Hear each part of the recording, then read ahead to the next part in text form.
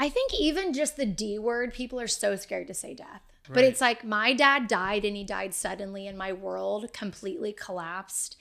And it was so horrific. And he didn't just die one day, December 18th. He dies every time I think about it. Right.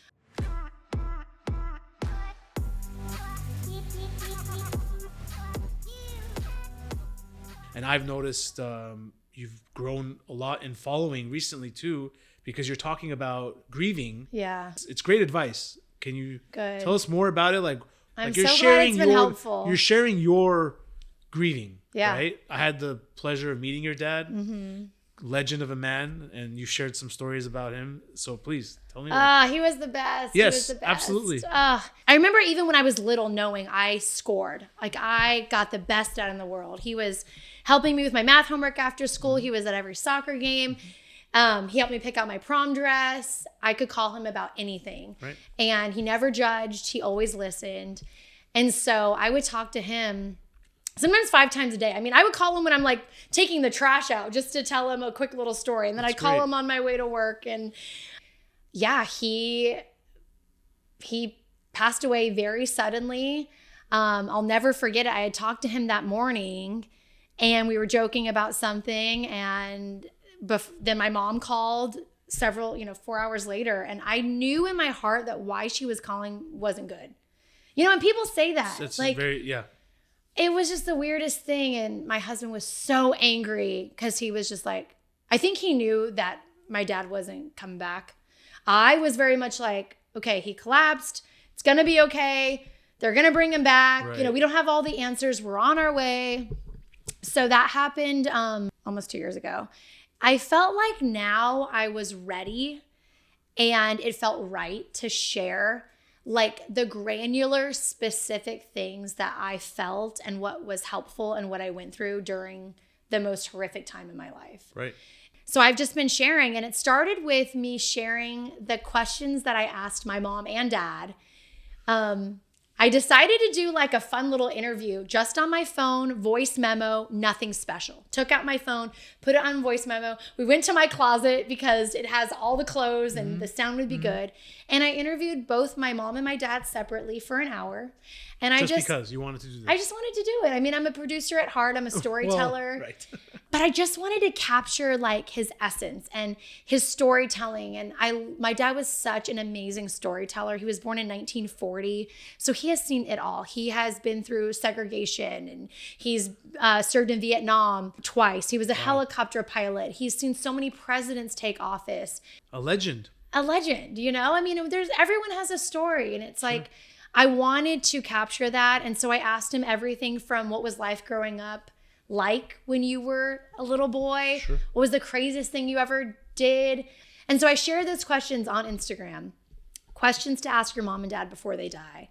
And people loved it. They were like, oh my gosh, I've never done this, or I wish I could do this, or I need to do this for my children. And then it kind of just opened this world of me talking about all the things that happen when someone dies and what you should do, what you should say, what you shouldn't say. It's been so humbling how well it's been received. I mean, over 20 something million people have been watching. This is the post that has done that. Yeah. It's amazing. Yes. Yeah. 20 million is a lot of views. Yeah. Like that's huge. Like that shows how it's something that people haven't really seen. I think even just the D word, people are so scared to say death. They're so You're scared. right. People want to say they passed, their guardian angel. But Right. it's like my dad died and he died suddenly and my world completely collapsed. And it was so horrific. And he didn't just die one day, December 18th. After that, I mean, he dies every time I think about it. Right.